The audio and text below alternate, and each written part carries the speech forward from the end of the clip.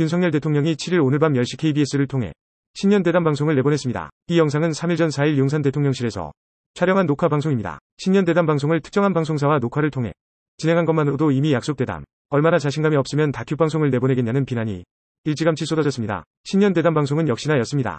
김건희 디올백 명품 수수에 대해서는 몰카 공작이라고 변명했고 단호한 태도를 가지지 못했다는 이야기만 되풀이했습니다. 대부분의 시간은 자기 자랑의 연속이었습니다. 김건희 여사의 디올 명품백 수수 영상 먼저 보시겠습니다. 아이고, 이번에 한국에 생각보다 오래 계시네요.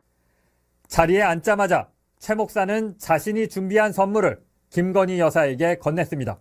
아이고, 선물도 보내주시고 그래서. 아니, 이거 자꾸 왜 세우세요? 아이고, 그냥, 뭐, 다음부터는 뭐 못해도, 이번 거. 아우, 이런 거 정말 하지 마셔야죠. 예.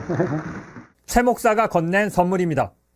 하얀 종이 가방에 DIOR, 디올이라고 적혀 있습니다. 이제 오늘 방송의 백미 김건희 명품백에 대한 윤석열 대통령 입장입니다. 최근에 많은 논란이 되고 있는 이른바 이 파우치. 네네. 외국 회사 뭐 조그마한 백이죠. 그 백을 어떤 방문자가 김건희 여사를 만나서 그 앞에 놓고 가는 영상이 공개가 됐습니다. 많은 국민들이 또 봤고요. 이 영상을 본 국민들의 첫 번째 의아한 점은 당선 이후거든요. 대통령 부인의 신분인 상태였는데 어떻게 이렇게 검증되지 않은 사람이 더군다나 시계 몰래카메라를 작용한 전자기기를 가지고 대통령 부인에게 접근할 수 있었을까? 이거는 의전과 경호의 문제가 심각한 거 아니냐는 생각을 가장 먼저 사람들이 했습니다. 어떻게 이런 일이 일어났죠? 글쎄, 일단 용산 관저에 들어가기 전 일인데요. 저희가 이제 그 서초동 아파트에 살고 있었고, 한 6개월가량 살다가 이제 용산 관저에 들어갔는데, 제 아내의 사무실이 그 지하에 있었습니다. 그런데 이제 그런 거를 검색하는 검색기를 거기다가 설치를 할 수가 없었고요. 지금은 다 돼 있습니다만은 그걸 설치를 하면 복도가 막혀가지고 주민들한테 굉장히 불편을 주기 때문에 할 수가 없었고, 그리고 제 그 아내가 중학교 때 이제 아버지가 돌아가셔가지고 아버지와의 동양이고 친분을 이렇게 얘기를 하면서 방문을 접근했던 사람이. 네, 그래서 제가 볼 때는 거기에다가 또 저도 마찬가지고 대통령이나 대통령 부인이 어느 누구한테도 이렇게 탁절하게 대하기는 참 어렵습니다. 그래서 아마 그 관저에 있지 않고 이렇게 사저에 있으면서 또 지하 사무실도 있고 하다 보니까 자꾸 오겠다고 하고 해서 제가 보기에는 좀 그거를 매정하게 좀 끊지 못한 것이 좀 문제라는 문제고 좀 아쉽지 않았나 생각이 되는데, 그렇지만 저한테 만약에 미리 이런 상황을 얘기를 했더라면은 조금 더 저는 아직도 이 26년간 그 사정 업무에 종사했던 그 DNA가 아직도 남아있기 때문에 저라면은 조금 더 좀 단호하게 대했을 텐데 제 아내 입장에서는 그런 여러 가지 상황 때문에 물리치기 어렵지 않았나 생각이 되고 좀 하여튼 아쉬운 점은 있습니다. 왜냐하면 국민들께 또 이거를 상세하게 설명드리기도 좀 사실은 지금도 이게 시간이 좀 짧은데 정말 이거 하나만 가지고 국민들께서는 직접 제 입으로 자세하게 설명해 주시기를 바랄 수 있겠지만 그것이 또 나올 수 있는 또 부정적인 그런 상황도 있습니다. 그러나 하여튼 앞으로는 지금은 이제 관저에 가서 그런 것이 잘 관리될 뿐만이 아니라 조금 더 하여튼 선을 분명하게 국민들께서 하여튼 여기에 대해서 좀 오해하거나 불안해하시거나 걱정 끼치는 일이 없도록 하여튼 그런 부분들은 분명하게 해야 될 것 같습니다.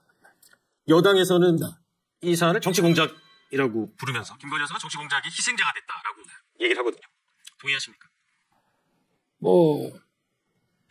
시계에다가 이런 몰카까지 들고 와서 이런 걸 했기 때문에 공작이죠.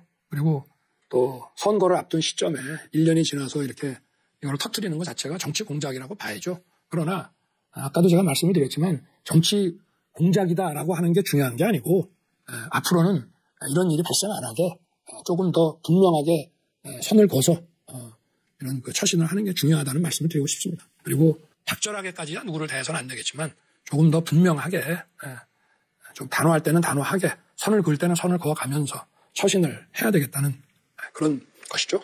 네. 대통령의 의지를 더 강화하기 위해서 제도적으로 특별 경찰관 내지는 제2부속실을 설치해서 좀 시스템적으로 보좌하는 게 어떠냐라는 의견도 많이 나오는데 이 부분에 대해서는 어떤 계획을 갖고 계십니까? 저는 그 임기 초부터 감찰관은 이제 국회에서 선정을 해서 이렇게 보내는 것이고, 그건 대통령실은 받는 거. 제가 사람을 뽑고 채용하는 것은 아니거든요. 이거 가지고 민정수석실이다, 또 감찰관이다, 제2부속실이다 이런 얘기를 하는데, 제2부속실 같은 경우는 지금 우리 비서실에서 검토를 하고 있습니다. 네. 그런데 이런 일을 예방하는 데에는 별로 도움이 안 되는 것 같습니다. 어떤 제도든지 간에. 만약에 어떤 비위가 있거나 문제가 있을 때 사후에 감찰하고 하는 것이지 예방할 수 있는 건 아닌 것 같고요. 제2부속실이 있었더라도 제 아내가 내치지 못해가지고 자꾸 오겠다고 하니까 사실상 통보하고 밀고 들어오는 건데, 그거를 적절하게 막지 못한다면은 제2부속실이 있어도 만날 수밖에 없는 거 아니겠습니까? 그래서 그거는 저나 제 아내가 이런 이제 앞으로 국민들께서 걱정 안 하시도록 어떤 좀 사람을 대할 때 좀 더 명확하게 단호하게 해야 된다는 그런 점이고, 어쨌든 이런 제2부속실을 비롯한 그런 제도들은 지금 검토를 하고 있습니다. 알겠습니다.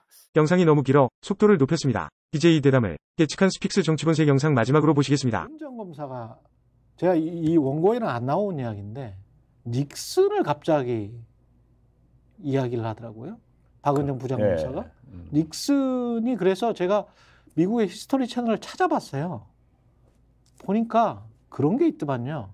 닉슨이 재선되고, 그러니까 그 전부터 문제가 있었던 게 쭉 있다가 닉슨이 재선되고 얼마 안 있다가 임기 한참 남기고 그리고 이제 본인이 사임을 했더만요. 그리고 언론도 보니까 그때 지금도 보수적이지만 타임지도 닉슨이 관련해서 나는 I'm not a crook, 나는 사기꾼이 아니다라는 국민 대기자회견을 하기 전에 타임지의 표지판이 닉슨에 대한 배심원은 더 피플이다. 국민들이다. 국민이다. 연방 대법까지 갈 필요가 없다. 그러니까 무슨 탄핵을 하든 무슨 이것까지 할 필요가 없이 본인이 결단을 내려야 된다.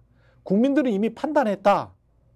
그러니까 대통령의 기자회견, 닉슨의 기자회견 전에 그 보수적인 타임지가 표지 스토리로 그렇게 올렸더라고요. 미국의 민주주의라고 하는 거죠. 이미 국민들이 판단했다라는 그렇죠.